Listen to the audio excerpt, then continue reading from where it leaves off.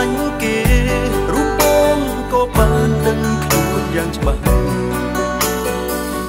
អូនធ្វើនេះមានន័យយ៉ាងណាបងមិនមែនឧបករណ៍បំពេញស្នេហ៍អូនដូចស្គូនគិតឡើយសូមត្រានត្រៃគិតឲ្យច្បាស់សិនមុននឹងអូនសុំរចិត្តបើសិនអូននៅស្រឡាញ់គេគួរតែអត់ឲ្យវិញចុងណាសុំបុមិនអូនត្រូវគិតសុំរចិត្តជាថ្មីបងមិនចង់ឃើញគេឈឺពេលដែលមានថាអូនប្រែមកស្នេហ៍បងតែក៏មិនចង់ឃើញទឹកមុខល្អនៅបារម្ភពីរូបគេតែនៅស្នេហ៍គេសូមនេះពេលទៅឲ្យឆ្ងាយកុំខ្វល់ខ្វាយពីរូបបងដែលនោះល្អគ្មានចិត្តស្នេហ៍ពេលនោះបងមិនអាចទទួលយកបានទេអូនគួរតែទៅវិញទុកណានល្អ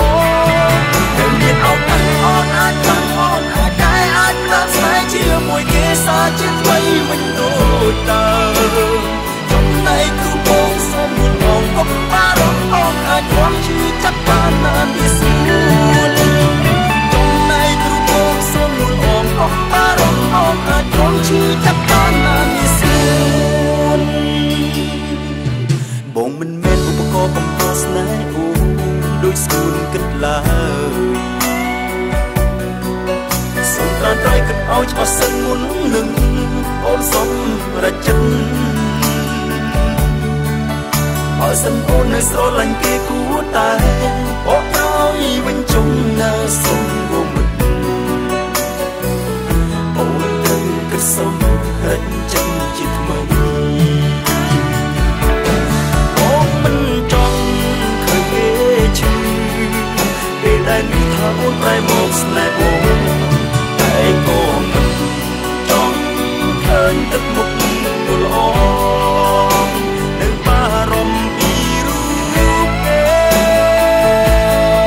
បើនៅស្នេហ៍គេសូមនេះពេលទៅឲ្យឆ្ងាយកុំខ្វល់ខ្វាយពីរូបបងដែលនោះល្អគ្មានចិត្តស្នេហ៍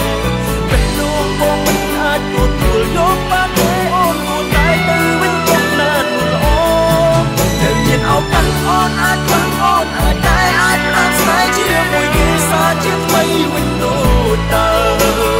ចំណែកគឺបងសូមនួនអងកុំបារម្ភអូនអាចរំឈឺចាប់បានណានវាស្រួលចំណែកគឺបងសូមនួនអងកុំបារម្ភអូនអាចរំឈឺចាប់បានណានវាស្រួល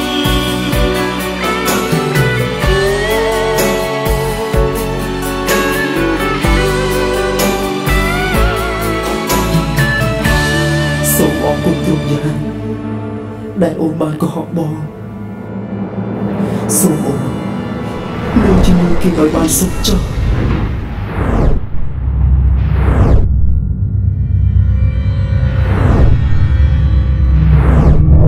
ពេលនេះអ្វីវិញត្រូវរលាអស់ហើយ